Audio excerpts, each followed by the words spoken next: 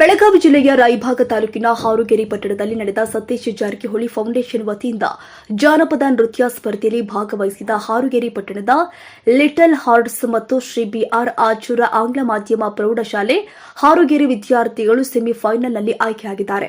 ಎಲ್ಲ ವಿದ್ಯಾರ್ಥಿಗಳಿಗೆ ಆಡಳಿತ ಮಂಡಳಿಯವರು, ಪ್ರಾಂಶುಪಾಲರು ಮತ್ತು ಶಿಕ್ಷಕ ವೃಂದದವರು ಮುಂದೆ ನಡೆಯುವ ಫೈನಲ್ನಲ್ಲಿ ವಿದ್ಯಾರ್ಥಿಗಳು ವಿಜಯಶಾಲಿಯಾಗಲಿ ಎಂದು ಹೃದಯಪೂರ್ವಕವಾದ ಅಭಿನಂದನೆ ಸಲ್ಲಿಸಿದ್ದಾರೆ.